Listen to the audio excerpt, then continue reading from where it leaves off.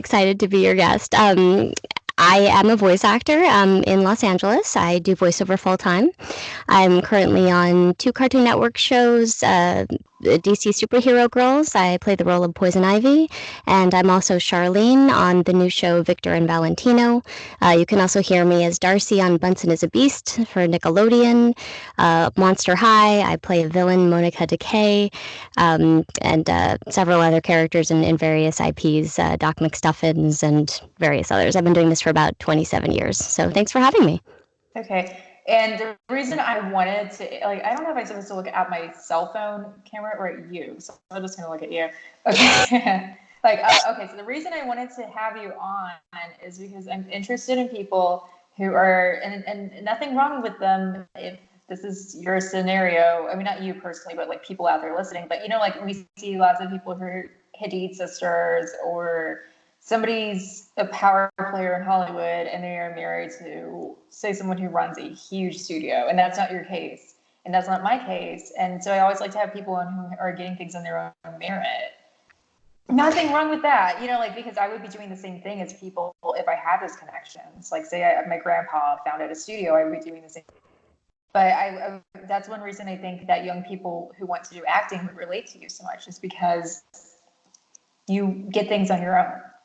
So I'm going to be asking these questions that I kind of discussed with you a little bit, but they're things that I think young people are Googling who want to do acting, and things that I probably in some way in terms of filmmaking have Googled. So we can go back and forth, talking about advice, like both, people who want to do voiceover, people who want to do filmmaking, or even film journalism at a higher profile level, like I've done some of that. I can give advice back and forth. So my first question for you: if young people want to be voiceover actors for a living, how can they get started so they're onto more work and agency representation? I know they have things like, Voices. I think it's called Voices.com and different audition sites. But some people have told me they do like those, and some people have told me they don't. So what's a good way to begin? Now, when you say young people, do you mean, can you describe what age bracket you're just... Like anyone who's, because now people start really young.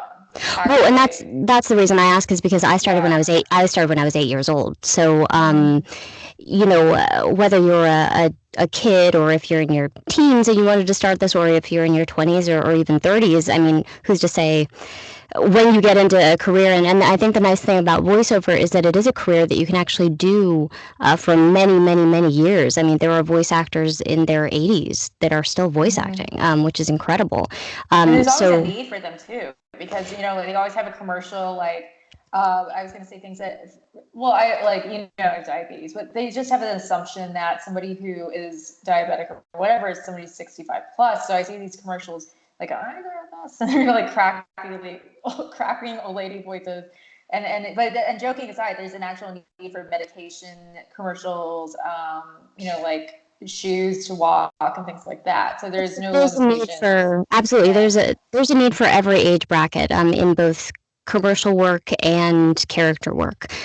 So yeah, it is an incredibly wonderful career, because and also because it's a career that is very much about your imagination as an actor, as opposed to on camera acting, where you're somewhat limited to what you look like. Now, there are actors who kind of go beyond that and end up transforming into many, many different roles, but usually, especially early on in an on-camera actor's career, you're kind of limited to the package you came in physically. And the nice thing about voiceover is, I can be an alien, I can be a princess, I can be a 5-year-old girl and a dragon and a zombie all in one day. And that's just tremendous. And on camera, without sitting in the makeup chair too. That's really cool. Exactly, and that's why you can also switch, because you're not sitting in a chair, having to do all of those transformations every day. It also means that you can do 30 auditions in a day, and with on camera when you're going in person. Now they do have videotaped on camera auditions as well, obviously, but you don't have to travel quite as much. There are still in-person auditions, but in terms of how much you can do just from your own home studio, you can see I'm in my home studio now, you can do quite a bit. I like your studio too. It has like this burgundy thing going on. That's really, like a movie theater. The acoustic tree. So I mean, I would say when people who are interested in getting into voiceover, I think the most important thing to keep in mind is that it is acting. A lot of people think it just has to do with, oh, I have a nice voice, and that's not the case. You are an actor, so study acting. If you were to and that can be community theater, acting classes. There are specific voiceover classes that are, again, specific to voiceover in specific genres, such as commercial, promo, character animation, video games. But really, just taking courses, taking classes is really the first step, and to see if you even enjoy it, because you may not. And actors sometimes who come into on camera end up preferring voiceover, and people who end up in voiceover end up moving over to on camera, and theater is another form of acting, but it is all acting. So, and while each medium is different and each one requires a different kind of skill set and way that you communicate your performance, they are very, very similar. So just studying acting in general is a wonderful way to get started. And how do you get work so you get real? Because I know that's the first thing that young people ask me all the time. They meet me kind of online or in person. And then they ask me, how do I get a reel? And I have my own answer for like what I do, but I don't have an answer for voiceover acting. For demos, so usually basically whatever you would study first, you would take classes, you would take courses, many different classes, and there you would eventually record a demo, and it would be a genre-specific demo, meaning it would be specific to, okay, here's my commercial demo, here's my animation demo, here's my video game demo, here's my promo demo, but you would want to train, and then you would go to a demo producer. There are specific demo producers, and there are great producers, and there are not so great producers out there, so you want to make sure you do your research really thoroughly, especially because recording a demo is quite expensive. If it's a very cheap demo, you should be worried. That's the other thing too. You want to make sure you're going to. Is this done before you get any work at all? Like, say that you're new, like any age, like 30, 20, whatever, even 10. Like, say you don't have any work experience, you need a demo to get work experience, right? You don't necessarily have to. Obviously, there are people, I mean, like for me, I was 8 years old when I got into voiceover. I was hired for my first job before I'd ever even taken a class or had cut a demo in any way. So, I mean, I think it's circumstantial. There are also, on-camera actors who have gotten hired for voiceover jobs and they've not had a demo. There are even Instagram stars and things of that nature where people look at their work there and then they can be hired from that. So, no, I don't think you necessarily have to have a demo in order to get started in the business. You will want one eventually, absolutely, and you will need one in order to get an agent, 99.999%. Say like there's a boy who's 14, whatever, and he wants to get started and do this after he graduates high school. So he just, in this fake example, he would just start auditioning for things and then have like a bio, I'm passionate about voiceover or something like that. Well, I would start with classes. That would be the first. So starting just with studying acting would be the first thing. And if you really want to get into voiceover specifically, this is assuming you don't end up in the right place at the right time and someone just happens to hire you. You would take your classes, you would find a demo producer, you would record the demo, and then you would submit it to talent agencies and production houses in order to try to get representation. And so then you would hopefully get representation with various agencies or one agent or however you wanted to do that. You put it there like, I've studied acting with this coach and I've studied community theater and things like that. Yeah, and that might be part of your submission letter. Each agency has their own submission instructions that you can find usually on their website with how they like to receive submissions. The thing about a demo and the reason why it is important to have one is it's somewhat like, well, it's like a portfolio for an artist or any sort of creative. You need a portfolio. People want to see your work. And so it's carefully crafted to demonstrate your range, your ability, your natural sound, your essence, who you are, what you bring, and also very importantly, how that agent can sell you, because it is in the end all about marketing. How can this agent promote you and pitch you to different types of brands and their clients? So where do you fit? Okay, here's my, this is a millennial female hip who's Hispanic and bilingual. Like that's a little bit Okay. where I sit a lot of the time. So there will be different kind of categories that people are in. So you will want to make sure the That demo. sounds like modeling, actually. And then for anyone, like, I'll give different answers because it's kind of like a mixed, like a mixed bag of, hey, people listening and watching this, of advice because you're going to voiceover. But if you want to be a model, I know the first thing you do is you do send snaps of whatever it is, or you can meet people at an agency or get a referral or whatever it may be. But once you get signed to an agency, they always want pictures. And then they want photos of what, like you say, range as an actor, but then they want pictures. And I'm speaking like from New York modeling agencies that are like, Mhm. when I was younger, I used to be at one. And, I was never like a supermodel or anything, but, and that's another discussion for another day. That's like a failed model, but anyway, like I did get represented by several big, like New York agencies, like boutique agencies. And that's what you do is then they stick you with new photos and they try to cast you as almost like a character. And sometimes you disagree with the character or they tell you they're going to sign you because they agree with what you want. Like I said, I want jewelry ads, I want this and this. And then the first agency I signed with, I learned that's not going to happen because they changed their mind. And, it was really frustrating, but, it does overlap with that. Well, and what you envision as this is what I want to do may not necessarily be like as much as I wanted to do. Maybe I want to do the inner world. They're not going to hire me. Like I'm not that.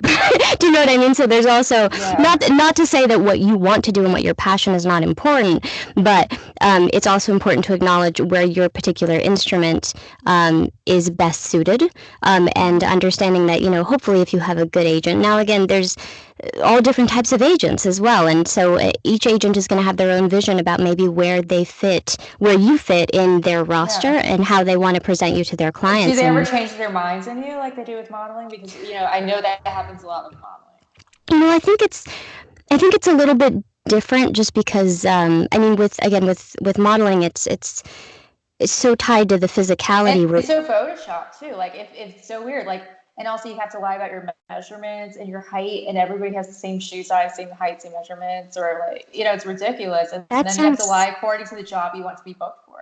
That sounds really stressful. Well, it is. I'm like happy I don't do it. I would only do it for money, but it's not a well-paying job at all. So. I think Voiceover is a little bit more fluid, and I think there is, I've always had extremely supportive, wonderful agents that have, if there's a genre that I wanted to explore, that we would go and explore that together. But I would have to go and and record a demo in that genre to show, hey, I can do this genre as well. So, part of it is, oh, I want this type of work, but you also as an actor or, whatever it is your creative pursuing, you also have to show that you're willing to work for it, that you belong there, that that you have a place, that you are a viable product, that you have something to. So I think that goes both ways. You can ask them, hey, get me this work, but also you putting in the work to say, hey, I really can rock this genre. Let me prove it to you. Let me show you. So I think it's kind of a dance together and a partnership. And you can change too. I would think you could do like modeling where like to be booked for a Halloween show, you could have like say a scary reel or creepy ghoulish sounds, and then you could have another reel to give people for happy things, right? Like a Target commercial or something like that. Very much. I mean, most voice actors who've been doing this for a long time, you end up with countless demos to show all of the different things that you can do. So I think I have about 12 demos. I even have, and it gets more and more specific. So like I think one of the most specific ones I have is a baby demo where it's just baby voices. Yeah, I saw that on your website. I thought that was funny. I didn't really get to listen to it, but I thought it would be really funny to listen to that in a public setting or something. So I have Spanish commercial demo. I sing in character, so I have like a Spanish singing in character demo. I have those are the most fun too because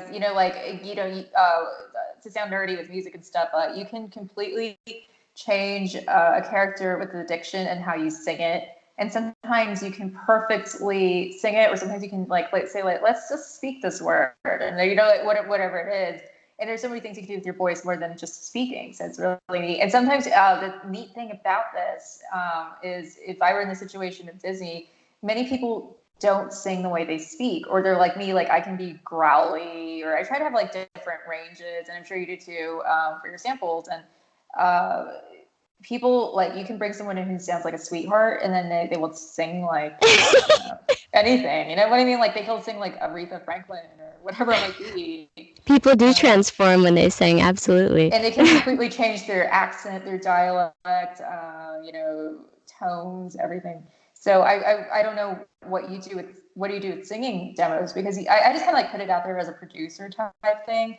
And I try to say, like, today I'm going to sound growly, or today I'm going to be Ursula, or, like, well, just as a sake of production, because I want to be like Pharrell, like part of me wants to be Pharrell Williams forever, ever, and ever, from the time I was 14. So like for you, you're the other end. You're trying to be booked as a singer and not a film score composer or, like a production person. So what do you do to have range for your singing samples? So for me, and again, it's very catered to the type of work you're trying to pursue. Like if you were, so if I wanted to be like one of the main singers for like theme songs for, I would produce a very different demo than what I've chosen to do for my demos. So I mean, again, you would create the demo around what it is that you want to be hired for. So for me, I'm not, my interest is in singing for character work, for animation. That's what I do. And so all of my singing demos are in character, and they show me singing as a little boy, as a little girl, as a teen, as a crazy, so all of my stuff is very geared towards animation and character singing. Now, but again, if you were just a singer and you wanted to sing jingles, or you wanted to sing for soundtracks on films, you would put together a very, very different singing demo that spoke to what it is you want to be hired for. And it would probably be much more epic and showed different styles that you could do, jazz versus classical versus pop, all of the above. So yeah, and it's also really neat, like how compression affects your voice, and also how, like pop, I mean, I don't want to knock pop, but, like a lot of times for pop, you have to be whispery, or, even the genre of pop, like British pop, Swedish pop, it's so varied, or like effects you put on the voice and stuff. So if anyone is watching or listening to this, I like, whenever, what I'm talking about, but like many people are not that informed, and they'll say like, Lady Gaga can't sing. And I try to explain, well, Poker Face has this effect. She recorded some of her vocals on a MacBook, and then some of them were recorded in a professional studio, and you can't rate that to comparing, her singing in A Star Is Born or something else. And I always try to tell people that don't judge somebody by one song. Lady Gaga is a wonderful singer. Yeah, but I actually had a guy, family friend, tell me he's not a musician, okay? He's like a, a military guy many years ago, tell us, Lady Gaga can't sing, and he had only heard Poker Face and some other song of hers, like poppy stuff, and he was saying, well, of course, that's the genre, Well, everyone's entitled to their opinion, I suppose. But yeah, I mean, whatever you like or don't like. He doesn't sing. So well, Lady Gaga. He doesn't do anything. Well, Lady Gaga, I think you're wonderful. Yeah, I like Lady Gaga. If you answered, and then really quickly, I'll get to it. Actually, I wanted to address something that you mentioned before, just because I wanted to finish my thought, because I do think it comes up a lot. You mentioned pay-to-play sites, as we call them, and these are just like excuse me, like Voice123, Voices.com, all of the above. So we refer to these in the industry as pay-to-play sites. Basically, what these sites are is they pretty much you pay to play. So you pay an annual subscription in order to have an account, and so it's like an annual fee, and there are different fees depending on what your subscription level is. But basically what it means is that anybody can go on those sites. You don't necessarily have to have a demo. You could be in the middle of anywhere, and if you built a home studio, or even if you just had a tiny mic at your computer, you could potentially pay to sign up on those sites and start auditioning for jobs that are posted there. And so that is what those are. Now, there are people who have definitely gotten into the industry through these sites. So agencies, they don't charge you any money. There's no you don't pay anything. But would you say the pay-to-play sites are good? Because I've heard both yes and no from people. I don't think I can even really comment as to whether they're good or bad. I don't think it's really about that. They're there. You Mm-hmm. know, they're not going anywhere, because we're in an age, in a digital age now, where because of the internet, I can work for a company in China, and have a job delivered to them within 24 hours. We can find each other through the internet. The internet has Yeah. been an amazing thing for the voiceover industry, and because of it, people like me can actually now have more than one agent too, because we can, like, I have an I agent in saw Canada. that on your website. Yeah, you have like 7 agents or something, Yeah, different people in around the different. country. Well, and it's not a conflict because, okay, so if I'm hired for a job in LA, that's my LA agent, and you have your primary agent, and they have pretty much, they are your main home agent. But I can have an agent in Canada and potentially get work in Canada that I wouldn't necessarily get, if I didn't have that representation. But with And do agents, you have to pay taxes like different? I mean, I know you do for America, but do you have to file additional paperwork if you're going to work in Canada in those places? yes, where your 1099s come from. I'm not a tax expert, and honestly, I hire people most of the time to do. Because I I have worked abroad for for entertainment, celebrity journalism type stuff, and when I do, I have to file additional paperwork, and it's like like that. You're like, really, like that. It's a book, and for people listening to this, I'm holding my hand up in a dictionary gesture, so it's funny. But it's really annoying. So I was wondering if you have somebody, your agent does that for you in case anyone's a voiceover actor and wants to get an agent in Canada or Britain or wherever it may be. To be honest, that's a wonderful discussion to have with your agent and your other Mm-hmm. regional. I have not done.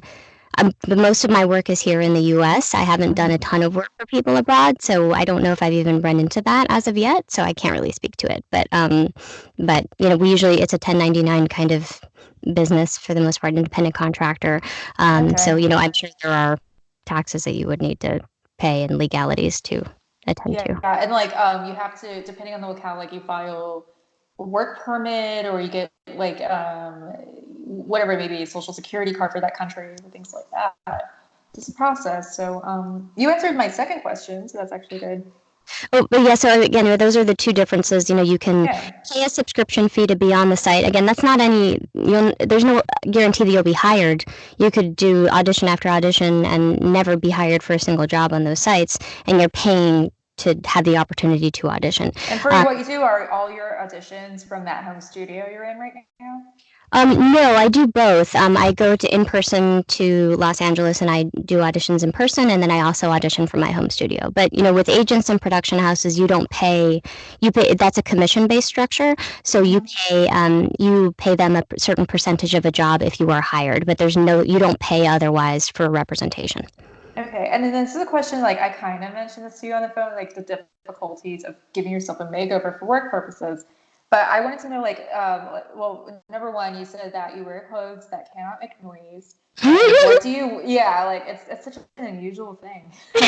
Like I'm gonna wear, because I was thinking like like how funny that would be if the Michelin Man went inside of like a voiceover studio and then the Michelin Man's crunching everywhere because he would be the antithesis of a good voiceover actor because he's always crunching. It is But absolutely. anyway, what do you wear that's soft and beneficial? And then the second thing is, because you have a specific wardrobe need, and you do have to meet people in that work in your industry when you roll up to the studio. So how do you look professional at the same time with the whole outfit? Being quiet and professional, and that is the Yeah. and being quiet is professional. It is not, it's not professional to go in with a super loud thing. Now it could happen by accident, I suppose, but Yeah. if you For do sure. this if you do this long enough, you start to develop a wardrobe that is pretty, so you're presentable, and quiet and doesn't make noise. Now again, there's also it's I think it's one of the only I think it's one of the only professions too where I don't think anyone really judges you poorly if you show up in your very kind of sweatshirts and pants. Mm-hmm. It's lovely to look nice for a client, but again, since the sound is the most important thing, there it's not it's not really the most. Do you know what I mean? You looking Yeah. nice is not as important as you being quiet. If you've come in and you look beautiful and you're making a bunch of noise, you've kind of ruined the session. So you're not doing the client any favors at that point. So I do think it's one of the few professions where it's a little bit looser about what you wear for Do first they make you wear impression. makeup, or is like Oh just no, with no makeup? no, you could literally go to your first session with a new client in your pajama, like in sweatshirt and pants with no makeup, and it would be Okay, that's really good. That fine. alone will get a million people to want to be voiceover actors and actresses because It's the makeup chair is like it's and then also like between the makeup chair, like the fact that for work, many actors and actresses for and like on screen auditioning have to wear makeup. It's just a reality, men or women, they have to. yep. Yeah, no, it's not really a factor. And if you are if you're like primarily a commercial voice actor or Mm-hmm. excuse me, promo, there are several genres, telephony that are primarily all from home. And so for those, you really don't ever have to get dressed ever. And we have a joke in the industry because most of us, like, if we're just working at home all week, we rarely get dressed. And we're like, dude, got dressed today. All right. Yeah. Congratulations. You don't see anybody and nobody sees you. I mean, you could be on a phone call, Source So would you Connect. say it's actually a really good profession for shy people? I wouldn't necessarily say that just because it is a performance genre. Mm-hmm. So you still are performing. Now, there are shy people who are voice actors. You know, and it's an interesting group of people too, and I found them to be a very kind of chill group of people because most of them, they're performers. They love their craft. They love their art. They love to make people happy. They love to make people laugh. They love to serve. Yeah. They're But usually really nice people whenever I've met them. cool. I'm glad you've had that experience. Yeah. I have too, and it's most of them, but they don't crave necessarily being on camera or being in the spotlight. They don't, and some of them purposefully avoid it. And so you get this really kind of laid back, cool community of people. I think that they are just really passionate people. They love the work, and they're just pretty chill. I don't know how else to describe it. And goofy, a lot of goofy people. Like it's a goofy, sweet bunch. And Yeah. they're great. It's a really supportive industry as well. I mean, voice actors are really caring of each other, And which is what would you say about, like say social media or YouTube and stuff that do you feel what is the right thing for a voiceover actor or actress to wear for their image when they're not working? Like because you still have to be out there and then say like, hey, I'm doing this, or you present yourself visually even though you're not working. that's a really, really good point. And it's something I've discussed a lot with a couple of different, actually, marketing specialists and social Mm-hmm. media. You can choose to use your social media for your own personal, like, hey, here's my food and here's my dog, or Mm-hmm. and it's totally a personal choice. It's social media. It's whatever your channel, what you want it to be. However, if you choose to use it for marketing, I think it's important to remember, yeah, this is marketing as well. So this is your image. So and social media is so important now. There are also now auditions that come through where people will say, please list how many followers you have Oh on yeah, I see that a lot. That's really unnecessary to me, but people really obsessed with it. it Or comes up. obsessed, I should say. And I get it because again, at the end of the day, it's about marketing. It's about sales to some degree. And so, Yeah.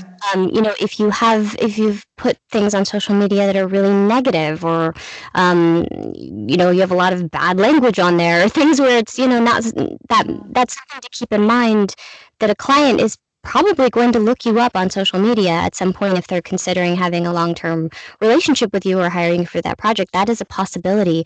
So being aware of that and making sure that you're presenting yourself and your material in a in an authentic way. It doesn't need to be Mm-hmm. inauthentic.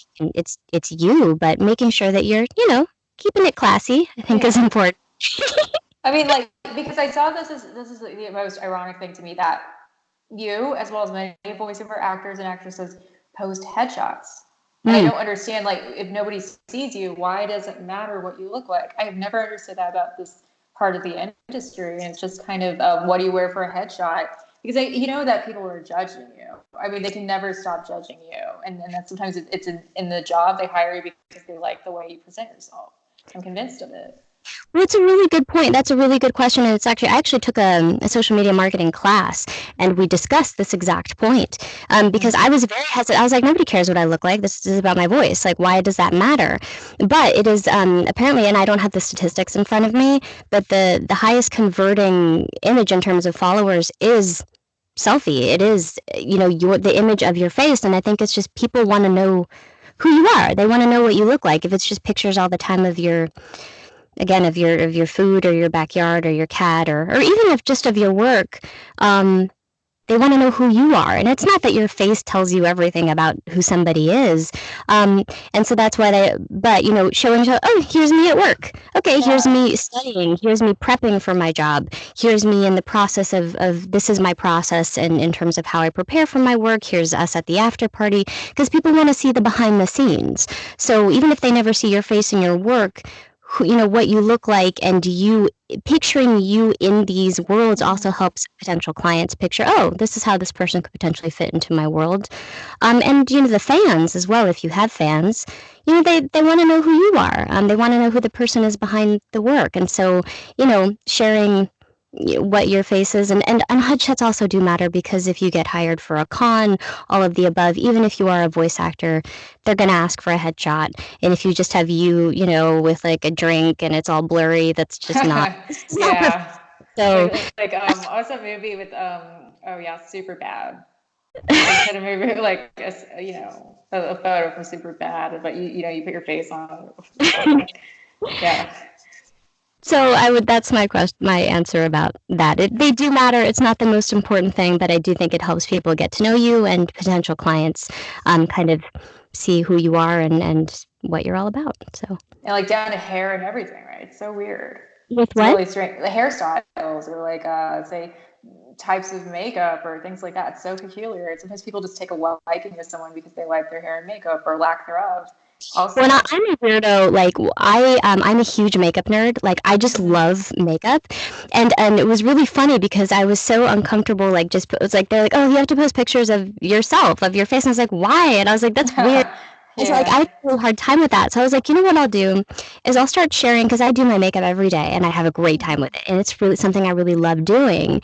So I was like, okay, I'm gonna just start taking pictures of when I'm really happy with what I did. Put down what each one is, like this foundation is by this person.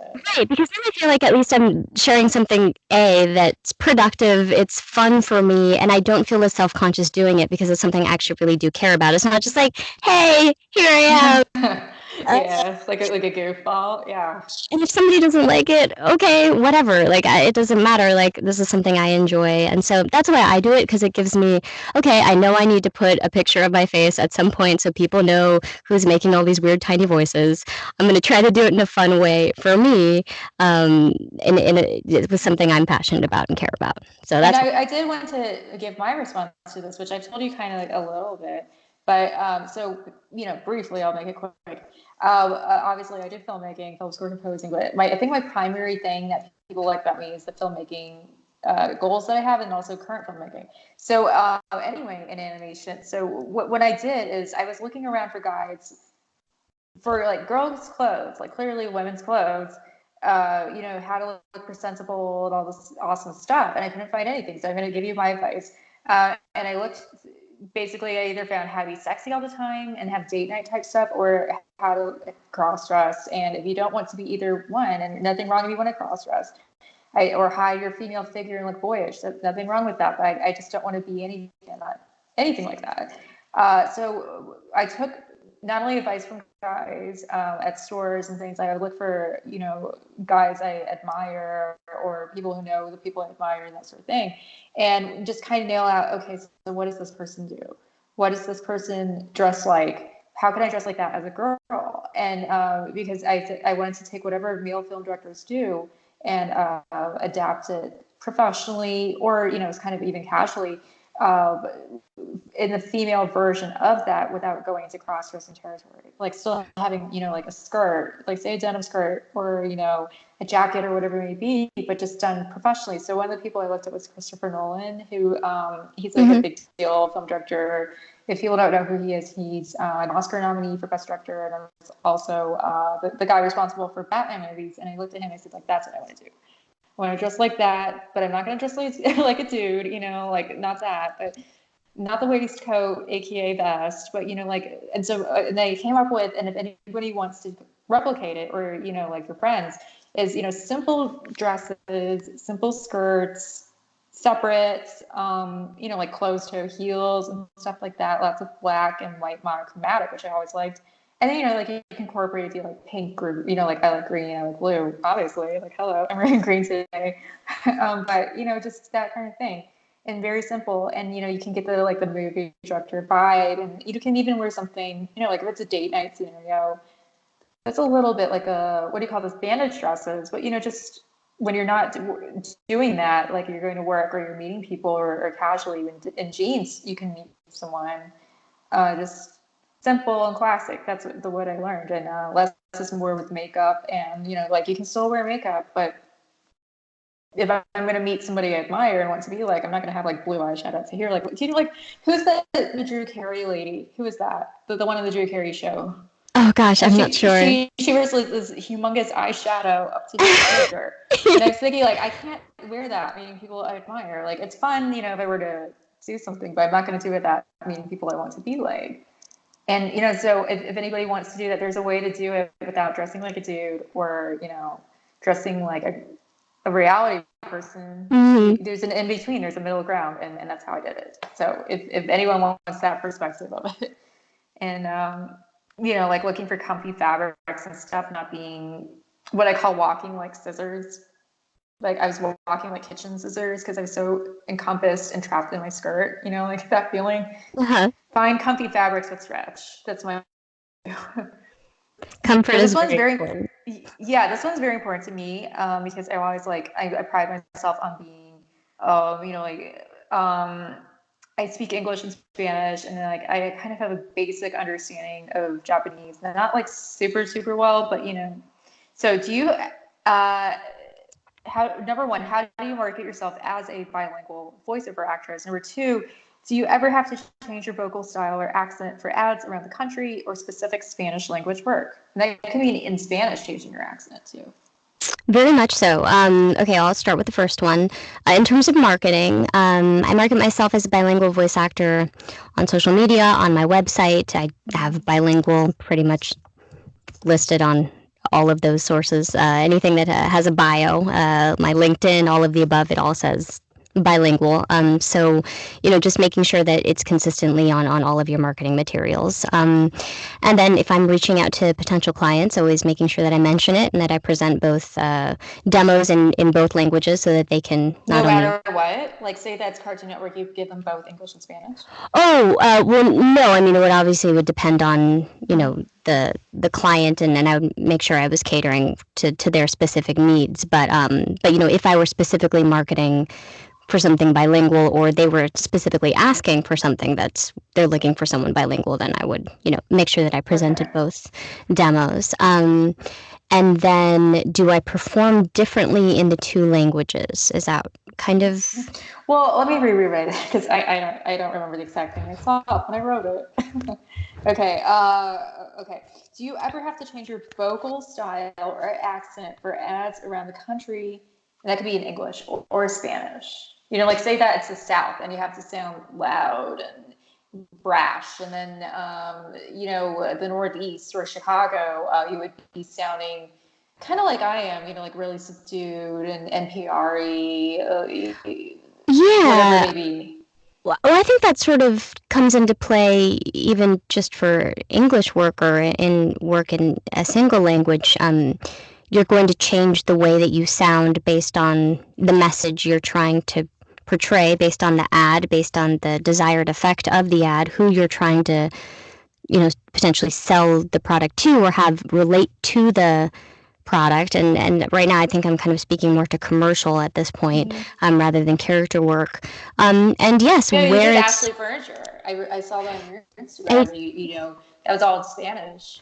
Yeah, I've been doing some work for them, which has been really, really fun. And you do change. I mean, so you definitely change your voice and your tone and your sound depending on who the audience is, and yes, where it's being played. I'm sure, and usually that decision is being made by the company, and they know, okay, we're going to play this regionally in these cities or these states, or so they make that decision, and oftentimes they hire a voice actor or they do specific auditions to get the desired sound for that particular campaign. So usually you're not necessarily, I mean, you would change in your audition. Okay, you would read the specs to the best of your ability and do your best performance, what you think fits. But at the end of the day, too, they also select the actor that they think will be best So suited. you basically keep the same accent, you just kind of change the delivery?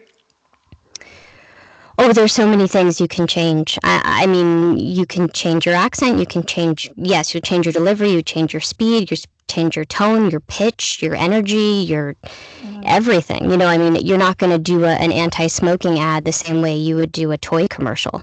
It would be, a toy commercial would be like really excited. Oh, Hey, yeah, let's go to, Polly Pocket, Nickelodeon. Yeah, so, versus something where it's more like, are you suffering from, like that would be a totally different thing. So you would absolutely change, versus like a lot of the beauty stuff will be like, kind of like having a sexier or a fresh feel, like what's like, oh, wonder, like there's totally different feel to all of those things. Ad? I'm trying to think if I've done a beauty ad. I can't think of one off the top of my head. I tend to do a lot of food. And toys, and a lot of food and drink, like Red Bull and Pepsi, and furniture has been more recent, so that's been really cool. McDonald's, all of that kind of stuff. So I don't know why I do well with food, but for some reason, food. And something that's really odd is that I have seen it that if you're an actress, you narrate your own, like Neutrogena, whatever it may be. But if you're a model, they never let the models do their own narration. Mm-hmm. So, like Adriana Lima, whoever it is in the ad, doesn't speak. And actually, I would think that would be very charming if somebody with a Brazilian accent spoke in a commercial. Or they do. Every once in a while, and I know exactly what you're talking about, because they do. They will hire us sometimes to speak for the model, but I don't know who makes that decision, but every once in a while, a model will actually do their own, especially if it's an actor. A lot of times they will. Yeah, so it'd be like actor, celebrity, Nicole Kidman types, and then there's someone like, oh no, another skin cream, and she's talking like that. She has very interesting accent, by the way, Nicole Kidman. It's now like a hybrid American meets Australian accent. Nothing wrong with it. I think it's attractive about her. But I think something from years of living here has rubbed off on her. Mm-hmm. So she's kind of lost the. Like, good day, I'm an Aussie, so like that. Like that, she lost it completely. Like, I was sitting there, it's Tom Cruise, and then look at me, like I can't do it that well, but it's gone. And I always wondered if you know anybody, well, say like your friends or something, who are in the Maybelline, like, or even like, do you know who and by any chance, who does the Victoria's Secret home, like the sexiest night on television? Gosh, I don't know who that is. Who is that person? I'm not sure. I don't know who that is. There's definitely, I have friends where you're like, okay, oh yeah, that's my friend. She's at Target, or that's my friend. He's at, he's doing hard stuff. It's, but again, there's so many voice actors across the country. It's not, it's a fairly, it's such a very famous voice, whoever's voice that is, because like everyone knows that ad and the specific way it's delivered and everything. Yep. For some reason. Yeah, no, I mean, and that's why it's a really big deal if you get a big campaign. Like I was the voice of the Laughing Cow Cheese for several years, and so I got to do all their stuff, and that was really cool because were you like, a cow? I was the cow for. I think it was about. Because they had some cows who were talking. This one time I did this, and they were talking with kind of Valley Girl intonation. No, I did more like just the typical commercial like announcer read. So that was probably else. But yeah, so I mean, it's if you can actually get a large campaign and a brand, it's always a wonderful thing. Because would you say that you get a lot of Spanish language work more than English, or both equally? For anyone who knows Spanish out there. I'm heavier in English than I am in Spanish, for sure. Okay. I'd say it's probably more, I don't know what the specific percentage would be. The other thing is I'm also hired a lot for, I would say actually the bulk of my work is what I would call either Hispanic accented, bilingual, and it's like this kind of in between where they want someone who's Hispanic, and also even goes. Oh, I know those. Like they're always like, "Come on down to Puerto Rico," and they talk like that, and it's so weird because nobody actually speaks like that. You either have a foreign language accent. By the way, Puerto Rico is a very delicious chain in Austin, Texas, and I think in California. I'm not sure. But you know what I mean? Like it's a bizarre artificial accent. Do you do lots of those? I would say actually for commercial, they like to keep stuff really authentic. So it's usually more that they'll hire somebody who speaks both languages so that if there's words in English and in Spanish, you can do both without an accent. So they'll be like, oh, I was going down to la tienda. Or do you know what I mean? Like okay, so you speak English and like an American, and then you speak Spanish, like a Spanish native speaker. My dad did not speak any English at all when he came to this country when he was 21. I was born when he was 24. Spanish was the primary language at home for most of my childhood. No, I got really lucky there. If I spoke English at home, they would ignore me, which was hysterical. It was really, I hated it, but later I thanked them. They would just ghost you like the human equivalent. Yeah, they would be like, gosh, do you hear somebody talking? They'd be like, I don't hear anything. And I'd be like, I want a sandwich, or, like, whatever it was. And they'd be like, and the second I said in Spanish, they'd be like, oh, you want a sandwich? Wonderful. Let me make that for you. And so they did it was really well done. And again, I hated it at the time, but I told them well done later because it was very effective. So. No, it's true. Okay, so these are I think the most important questions on my list. And how did you book your first ever animated programming acting with Disney Junior? What happened that you did right? You didn't have any previous animation experience. If normally people only want to hire people who do, because that's the thing. Like they are so trapped in that. Like, I'm going to hire this person because she's worked on these shows or in these animated films, and if you don't have any any animation to look at, then they usually don't want to see you as an actor, or they throw away your work or whatever it may be. Well, I don't do as much on camera as voiceover, so I can't really speak as to that industry nearly as well as you can, obviously. So for voiceover, I mean, obviously, who it absolutely makes a difference, and it can probably, it can give you opportunities that you wouldn't necessarily have if you do happen to know people in positions that can give you more opportunities. But for that particular job, I auditioned. The position.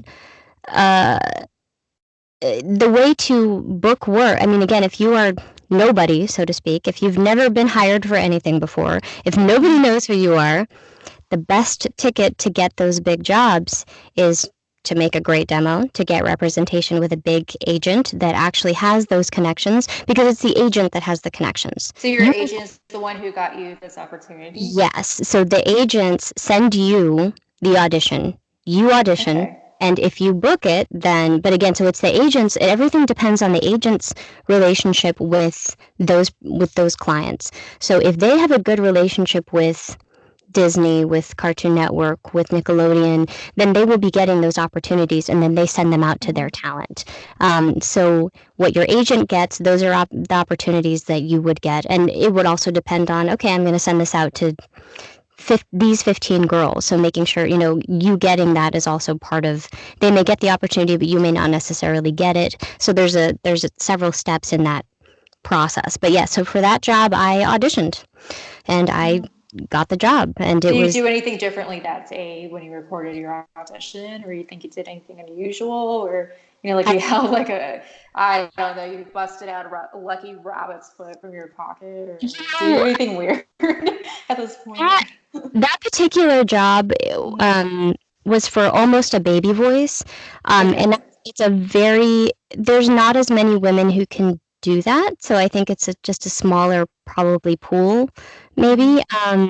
It's also a type of work that I'd done a great deal of before for the toy industry. I had done a lot of baby dolls that talked. That that kind of Yeah, stuff. yeah, that's great, So I'd actually. done a lot of that before. So it was a very kind of toddler character. Whereas and everything's kind of like really young and sounding. And so I had had a lot of practice doing that in another genre, and it just so happened that this animation part, that was what was that's what they wanted. And so I think I had a lot of practice in it in a different genre, and so maybe that experience just kind of came through, and I booked the job. So I think it's a big combination of, being, as I always say, success is about, what is it? What do they say about opportunity meeting preparation, or Something like that, yeah. What's it that like hard work, determination, stuff like that. so basically, I was prepared. The right opportunity came, and it was just the perfect meeting of it. And so, I had to be in the right place for it, but I was ready, and that was something I did well. So that's, I You think, how would that. be when you were doing that. That sounds like it was way before your time to be cast, I believe. But the Toy Story baby. In the Oh, first Toy Story, then I think the baby is at the place where Sid is taking heads off dolls, and oh God, you know what I'm talking about, where the bad kid. Okay, anyway, it's he been a plays while. a baby there, and the baby talks like, "Come on," like that, like what you're doing. I do It's like perfect. kids. I do like kids' voices. And like, I like boy voices too, like little boy kind of sounds. I do girls and boys, a lot. I like teen kind of sound, like that kind of a teen voice for stuff. I mean, I do creatures, I do like weird, all kinds of. Yeah. So a big range of various things. Or I haven't done a lot of old people, but I can do, but so you just, after a while, you just kind of develop a large range of stuff, and then that's what you That would do. also be, like, I know it's not your thing, but if you were to one day get to be on Saturday Night Live, that would be nice. Like, hire you. Whoever, I always say hire me on these shows, but, hire you in this case, for anything on SNL, that would be ideal. I would Yeah, just bump you up there, but without going to the like the usual training that people do.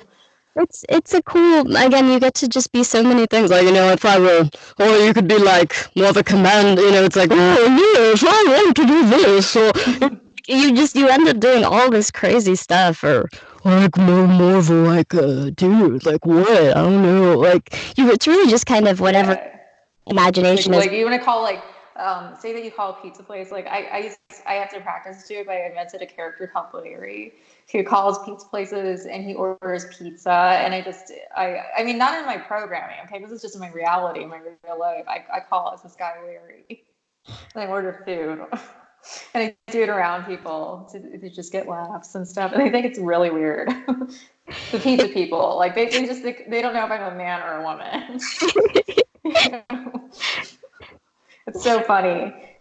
Okay, so, and also you've done work for, I know there's a Lego program you did, and Barbie, you were Barbie's friend, and Cartoon Network. So do you think that is just a matter of building upon that they see on your resume, you've done these things, and then they just go in like another job?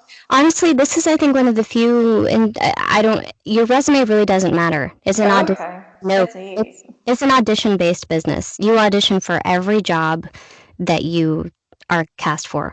It doesn't matter. Now, it helps if after a while the casting directors get to know you and they're like, oh, Mm-hmm. and they might say, hey, I wanted Christina to read on this, but you Yeah, audition. because I was going to ask you that too. If you have to build relationships with casting directors. Yes, but this is not like, nobody hands you a role. I mean, if you're like Mm-hmm. super superstar, you might, get handed a few roles. But even the big superstars audition, and that's, they Mm-hmm. audition all the time.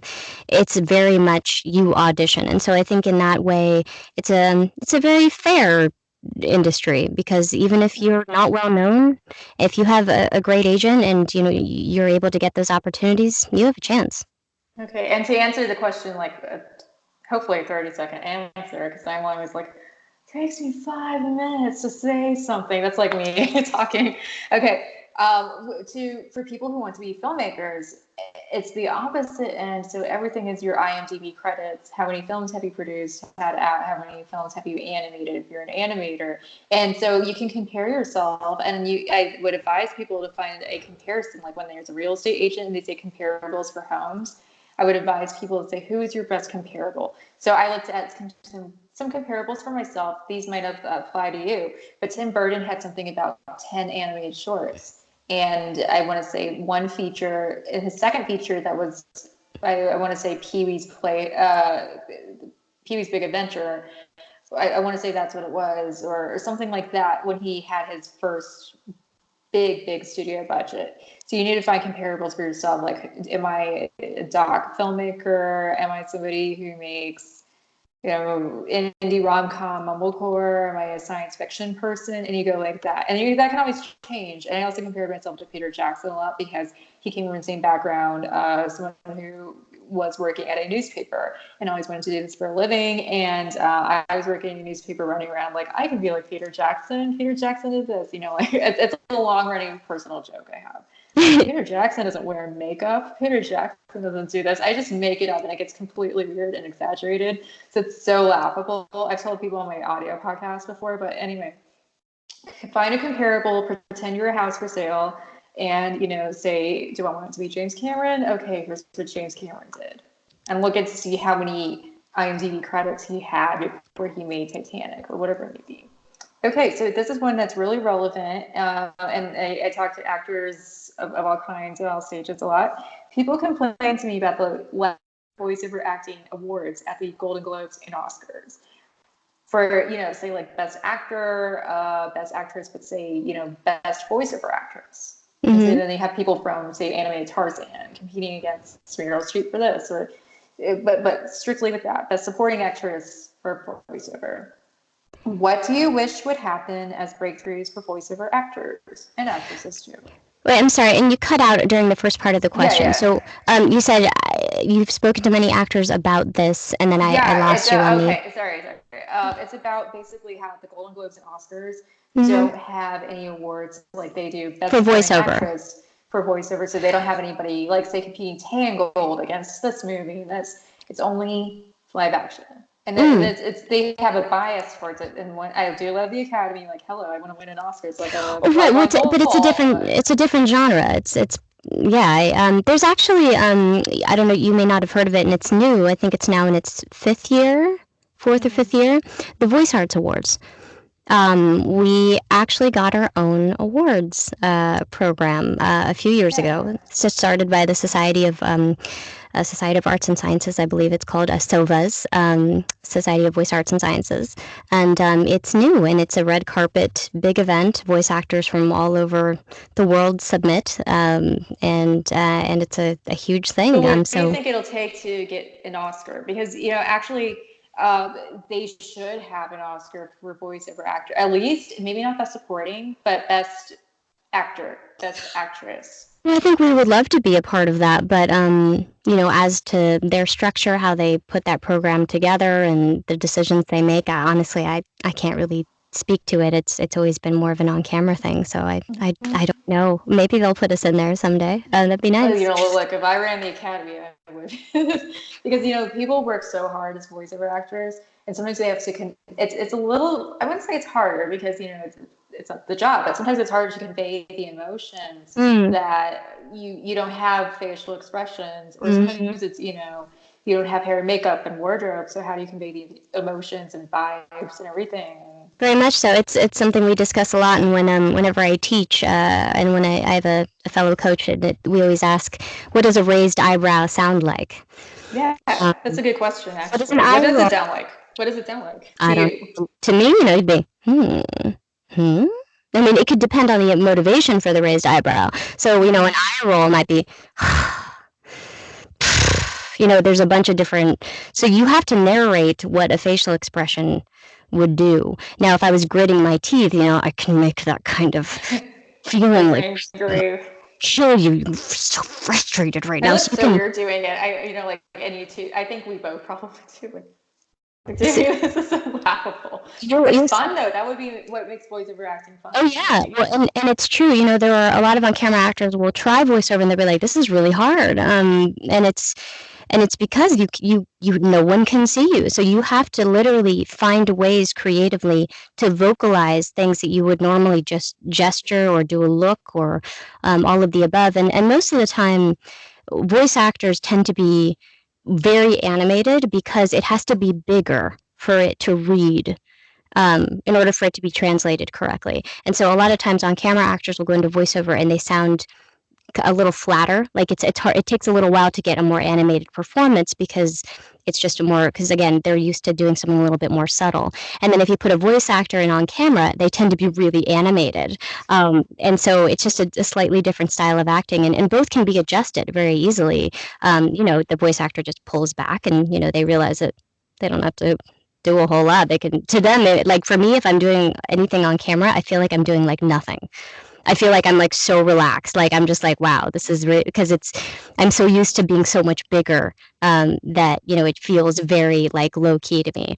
But I've worked in the booth with on camera actors where they're just like, wow, I have to be so big, and so it's just it's just an adjustment for the medium, but it's all still acting. And it's like anything. It's like learning how to drive a new car. Okay, I use this a little differently, but it's kind of it's the same base. So. Mm-hmm. Did I miss anything when I was talking to you? Like anything that you want to say? Because I think I tried really hard to think of things that young people are Googling. Yeah, honestly, this was really great. I had a blast. Thank you so much for is there anything else you wanted to say? I'm good. Like this was really fun. Yeah, like I'm trying to think exactly. I always feel like I missed something. I don't know why I get this feeling every single time. And I've been doing journalism forever and ever as a side profession, and I don't want to stop doing it. Like say one day I achieve all my dreams, I still want to do this because I think it helps people, and it brings people kind of a little bit closer down to earth. It's because people here's what I know many people like about Hollywood, and what I dislike is that people are on pedestals, so to speak, and then they're untouchable and unrelatable. This kind of helps people see it can be done, that you could be living, I don't know where you grew up, but you could be from any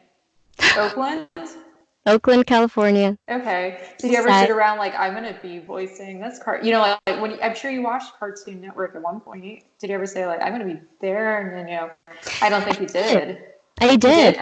Yeah, I was very poor. I was like I was not in a good place, and I was actually really depressed at the time, and sad. I was in a severe accident, and I was rehabbing from that accident. I was in a lot of pain, and at one night I just wrote. It was like New Year's Eve, and I wrote all my New Year's resolutions down. And I was like, well, I'm really unhappy. Nowhere to go from here except let's go do something else because I'm miserable. And I wrote down, okay, I want to go to LA and I want to do animation. I wrote down, I want to be a Nickelodeon, Disney, and Cartoon Network. I want to. You have all those. That's really as of this year, it took me 7 years, and as of this year, I am now on all three. And so anything from here is a bonus. I'm delighted.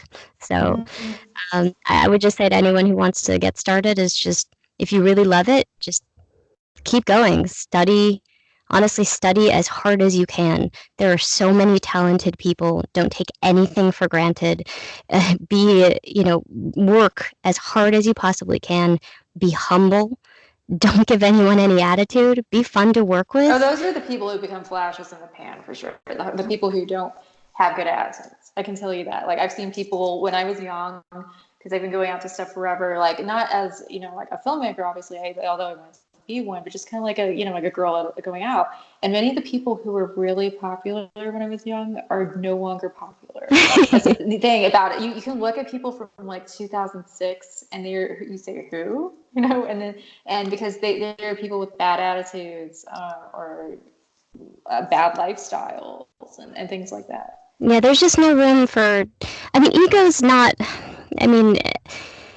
It can, if you let your ego take over things, it can make you feel entitled. And again, I think it's just important to always remember, honestly, there's always someone out there better than you.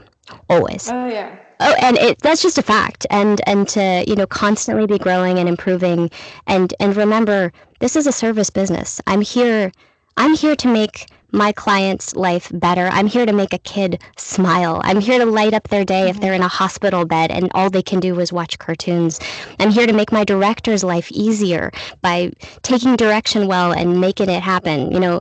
My job, it's a service industry. That is not for me. This is to give something else and to be a good cog in a wheel that is a much larger picture of you artists. want to do it until you die, right? Oh yeah, this is best Because job. it's a job you can actually do until you die. That's the Yes, you neat thing. can. Yes, and it's a team sport. I think people have to remember this is about the team. It's not about you, and it's not about, oh, I want to be this famous, and maybe that happens, and maybe you do become famous. But if you're seeking fame, if that's what you're Mm-hmm. going for, you're not going to succeed because again, that's about ego. That's not about bringing joy and about bringing something beautiful to your team, to your directors, to your audience, to your public. That's about you. It has to be about them. It has to be about something bigger and because you love it so passionately. Otherwise, you will get crushed because this is a hard city. It's competitive, and you're not going to last if your motivation isn't true and passionate and real and authentic and coming from a good place. Okay, and I'd say that people want to keep up with you. How do they keep up with you? Oh, Well, online with social media and stuff, website, I etc. love Instagram. That's my big one right now that I love. So you can find me at Instagram at Cristina Milizia, and that's spelled without an H. Cristina.